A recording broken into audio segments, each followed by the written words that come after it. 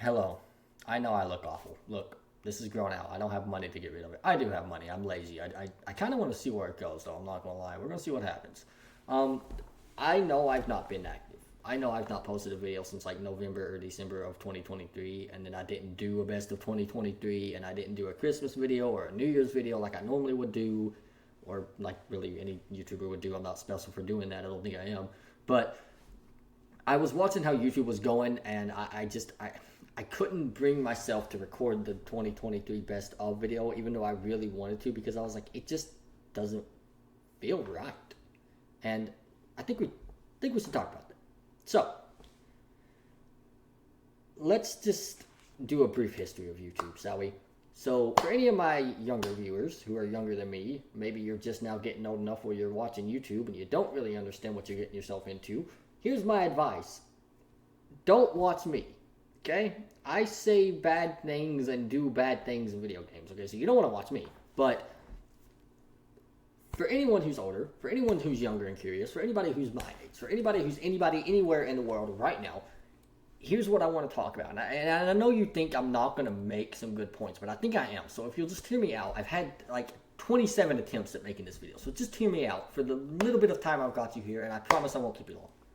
So let's go back to 2009. Sort of like the golden years of YouTube was like, I want to say like 2009 to 2020. You got right here in the middle is all that great gold and just a pure joy and excitement and just everything's great. You know, everything's great in the 2010s.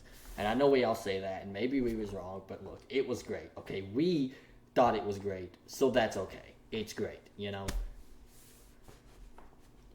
So many people emerged from 2009 to 2020. You had Smosh, you had Captain Sparkles, you had the Vanoss Gang, you had MatPat, you had Jacksepticeye, you had PewDiePie, you had Nogly, you had ooh, no, not Mini Lad. What's that one guy? Markiplier. Definitely not Mini Lad. Definitely not that guy. You know. And all those people grew to fame because they were funny, interesting, talented people. I don't see it anymore. And I do mean myself too. I don't think I'm talented at this by any means. I've been here 5 years. I don't even have 200 subscribers. But like, I'm happy where I'm at. YouTube now is so money driven. And I know that it always was. People would try to get their videos to 8 minutes and now 10 minutes, and I think now it's even like just 6 minutes. I'm not really sure to get monetization, but like, it really feels like people are doing it for the money now instead of having fun and uploading to YouTube so other people can see them having fun, which is what YouTube was meant for. It was never meant to be a money earning device. The fact that it is still astounding to me because I won't see that money. I don't need to see that money, I guess. It would be nice. It would change my life forever and I'd forever be grateful, but I don't think I'll see that money. But that brings me into my first point. I hope you're still with me because I know I'm rambling and I'm sorry, but I'm tired, so just hang in there with me. So many of the people we grew up with have changed, and I know that that's normal. I know that they're going to branch out, play with other people. They're going to change as a person, become better or worse people. But the problem is it seems like a lot of them are becoming worse. So many of them become money driven. So many of them have been caught for pedophilia. So many of them have been caught like just making people's lives horrible, intentionally spreading misinformation and pain, such as Logan Paul, who I had to Google because I could not remember if his name was Logan Paul or Paul Logan. He took a picture of that dead body in Japan, and you know nobody was happy with that. Obviously, you shouldn't be, and he should have got what he got, pretty much run off YouTube. But I think he's a fighter now or something. Apparently, I guess he must not be very good because I don't really hear much about him. So I guess he's just kind of average at everything he does, and that's coming from me, the guy who's less than average at everything he does. But we're now at a point in YouTube where you can pretty much do anything, and as long as you have money, no one cares. Because one good example is this Nopper Wolf situation. She's a content creator. She reacts to videos. Basically, a guy named Jax Films. Was it Lucasfilm? No, Lucasfilms is Star Wars. Definitely not that guy. Jax Films, I think, don't quote me, basically said that her content is fake because she's already watched the videos and she already knows how she's going to react. So then she does the reaction in front of a camera to earn money, and it's just not genuine. It's a fair point. Even if it's wrong, it's a fair point. Like, you're allowed to have that opinion. What you're not allowed to do is what Sniper Wolf did. She doxed his address to millions of people, and that's a danger for him and his family, obviously. She didn't really get punished for that. She only got 30-day ban from monetization, which means she can't earn money for a month, but she's a millionaire, dude. She does not care about a month. That's a vacation, okay? She doesn't have to record videos for a month now. And then when she's ready and the month's up, she just records video and gets money again anyway. So, like, that's not a punishment. That's literally a vacation. You gave her an all expenses paid vacation. A paid vacation is essentially what you gave her. You did not do anything to stop her. You had no punishment. You wasn't even going to do that, but people kept coming at you for not wanting to punish her. Having money does not put you above the law. I can't believe I have to explain that to YouTube, a multi-billion-dollar company. But that brings me into my next point. This multi-billion-dollar company is rapidly going downhill because everyone sees what they're becoming and they're leaving. There's so many other streaming services out there. Twitch, Kick, whatever that thing is Ninja made. I'm pretty sure it failed, but it'd be better than what this is right now. And this isn't me saying I'm going to quit YouTube. Maybe they just banned me. If you don't hear from me after this video, YouTube took me out. Probably. Maybe I could have been hit by a car. I'm not saying it was YouTube, but I am saying the car was red. You know, that's all I'm saying. I just look at people that I grew up with and they're retiring. And it's like, you see Matt Patch leaving in March. You see Moo from the Vanos gang has retired. You see Captain Sparkles, who I never watched, but was a famous Minecraft player, has retired. Tom Scott, the guy who went to different locations on planet Earth and then told the history about that little location and then went and did it again. He did that for 10 years. He's retiring. Wildcat from the Vanos gang also made a video last year saying that at some point soon he's probably going to retire, but not yet.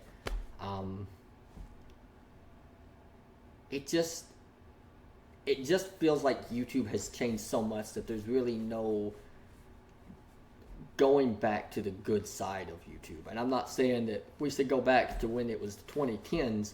I'm just saying the direction we're going in the 2020s is all wrong. It's all money driven. It's all about who can be the top view at the moment. And what you do when you get in that top view really defines you as a person, I think. And we've seen so many this past couple years get up to the top spot and then do something awful. One person that comes in mind is Miranda Sings, you know, the ukulele lady who's not a pedophile, just a loser. Yeah, that lady really, that was interesting. Miranda, or what's her real name? I don't even actually know what her real name is. I yeah, we're just gonna move past that now, okay? But one of the biggest things that I've seen on YouTube that just terrifies me is how opinionated it is. You know, there was always channels on YouTube that was like political, conspiracy, you know, misinformation, just all kinds of stuff that really is something you're entitled to do, but definitely not ethical in most cases. I'm not saying that politics aren't ethical. Yes, I am. A lot of times they're not, but like that's not what we're here for.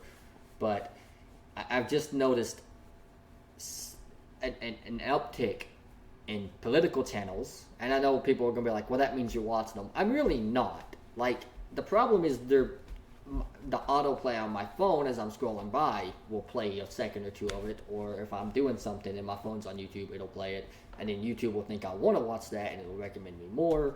And I tell them, hey, I actually don't want to see channels like this. And it's like, got it. Here's another one. So it's kind of a useless feature to even tell that you don't want to watch it.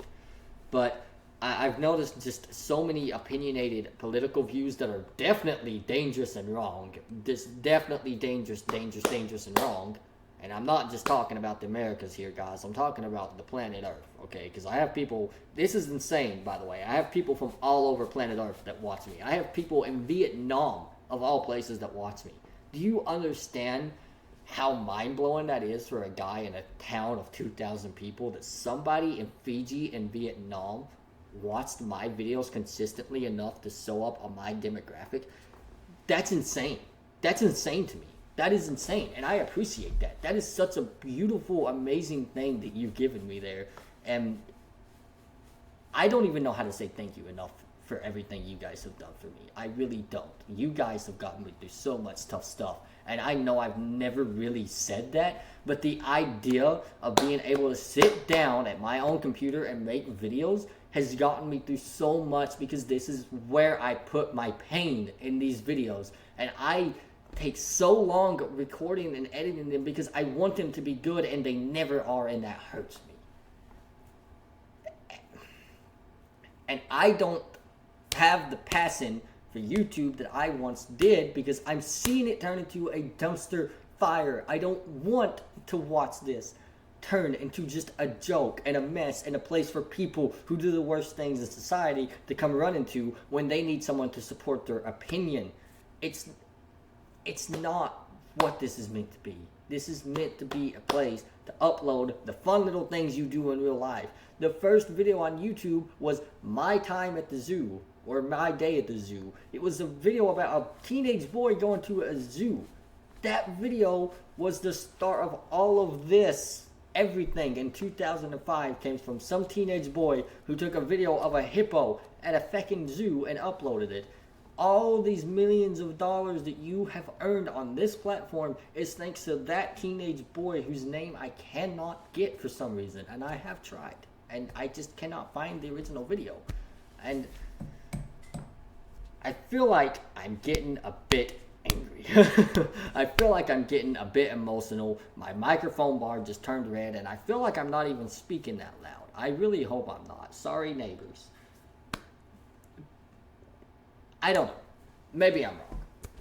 Maybe all these people are retiring just because it's their time to go. Maybe even they didn't know. But I'm just saying, everyone who retired always, it boiled down to, I just don't like how my life is when I'm doing YouTube. Every single one of them sacrificed their lives. Every single one of them. YouTube is not the coal mines. Don't get me wrong. This is not a hard job. But when you're doing this for your job, every day, and your life depends on how much money you make from that video, that can be pretty stressful. That can be pretty stressful. We all know what it's like to not have money coming in. We all know what that struggle is like. We all know how terrifying that is. And I applaud them for taking the next step in their life. I truly have respect for those guys and women. All of them. Every single one of them who's made it out there. Every single one of them who's retiring. You've all done your part. And here's the thing. I'm not stupid. I know that when these people leave, channels like me would have a better chance of growing. Because somebody's going to have to fill that spot. I think if I put the effort in, I could fill that spot. But the problem is, I just don't want it. I don't want to be the big guy on YouTube. I don't want to be somebody that walks in the street and everybody knows who I am. I mean, I barely get privacy as it is. I can't give up what I've got. I just feel like over the past year, I felt some part of me change in a way that isn't good, and I don't like it. And I feel like it went into my videos and sort of polluted them. And I think you could kind of see that, maybe not to the average person out there who doesn't know what I'm going through, but to me it was so obvious that I was just so stressed out, and I would always do these videos whenever I got off work. Like tonight, I just got off work and I'm tired. I've just pulled 10 hours. I've got to do 9 tomorrow, and I know that somebody out there is going to be like, oh, that's not a lot of hours. Shut up, okay? Why are you bragging about doing more work than me? That's not a good thing, buddy. Go home. Go home. Please go home. Like, go spend some money on some chocolate and watch a movie, dude. It is not a brag to say that you are working your life away, okay? That's coming from someone who would rather be at work than be where I am at this current moment. I would literally be working right now if I had not worked today, if I was not so tired. I would be at work. I almost went back to work tonight just because I was like, well, I need to do this. I need to do that. And I stopped and I said, what am I even doing? I have other obligations, and for once, those obligations have to be me. And I think therein lies the point of why so many people have retired. When you've been doing something long enough, you know when it's time to quit. You look at any professional athlete, you look at anybody who's been doing something and got famous for it. You look at anybody who's not even got famous for doing it. You look at somebody who's been in a job for 25 years, they know when to call it quits. Not everybody, but most. I think that every single one of them that retired realized that they was no longer happy on this platform, and that they had not taken care of themselves in so long that they had no idea who they was anymore. And I can tell you firsthand, that is the single most terrifying experience you will ever have in your life. When you look in a camera or you look in a mirror and you have no idea who the person you're looking at is, that is the most terrifying thing you've ever felt, and it breaks you. It breaks you down to your smallest atom, and you just have to rebuild yourself, and that is the hardest thing you will ever do in your life. And if you can do it, you are one of the strongest people I know. It's just that simple. It takes so much to get through a normal day now. There's no easy part in life, and I feel like a lot of people have been handed easy parts in life and are now realizing that, oh my God, I am nothing without this. If somebody hadn't helped me, I would not be here. And I think that those people are waking up, and I mean this respectfully, everything I'm saying. I'm not trying to look down or, dog on somebody, but I think every single one of them that retired just said, yeah, I have no idea who I am. I have no idea how I got here, and I have no idea where I need to be, but it's not here. And with that comes the big change. All we can do now is once. I took up 17 minutes of your time. I'm sorry for that. You probably didn't even watch the video. Most people don't, and that's fine with me, but I had to say it, and I had to get it out there. Thank you for watching. As always, and I mean this sincerely with all my heart, stay safe out there.